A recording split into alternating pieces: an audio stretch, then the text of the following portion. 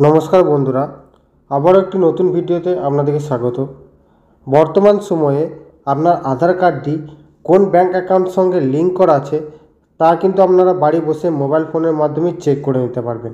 যদি আপনার bank account একটা কিংবা দুটো অথবা তারও বেশি হয়, তো কিভাবে আপনি চেক করবেন সে প্রসেসটি দেখাবো আজকের এই ভিডিওটির মাধ্যমে। তো ভিডিওটি শুরু করার আগে আপনার কাছে একটি ছোট্ট অনুরোধ, চ্যানেলে নতুন হলে চ্যানেলটিকে সাবস্ক্রাইব করে পাশে থাকা বেল আইকনটি অল করবেন। এর সাথে সাথে এই ভিডিওর লিঙ্কটি বন্ধুদের সাথে শেয়ার করতে ভুলবেন না।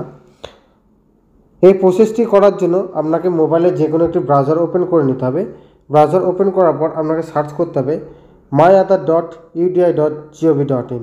এই লিখে যখন আপনি সার্চ করবেন, আপনাকে ইউডিআইয়ের অফিসিয়াল ওয়েবসাইটে ভিজিট করানো হবে, অর্থাৎ আধার কার্ডের অফিসিয়াল ওয়েবসাইটে ভিজিট করানো হবে।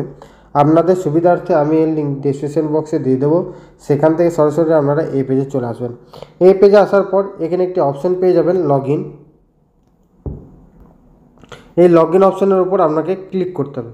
লগ ইন অপশানে যখন আপনি ক্লিক করবেন, আপনার সামনে পরবর্তী একটি নতুন পেজ ওপেন হবে। পরবর্তী পেজ এরকম ওপেন হওয়ার পর এখানে আপনাকে পেজটি লগ ইন করে নিতে হবে।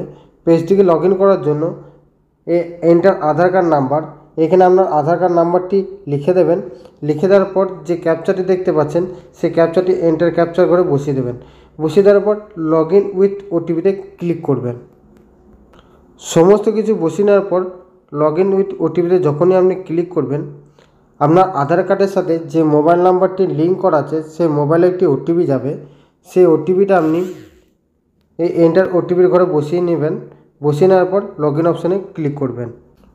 ওটিপিটা আপনি ওটিপির ঘরে বসে লগ ইন অপশানে যখন আপনি ক্লিক করবেন, আপনার আধার কার্ডের পোর্টালটি লগ ইন হয়ে যাবে।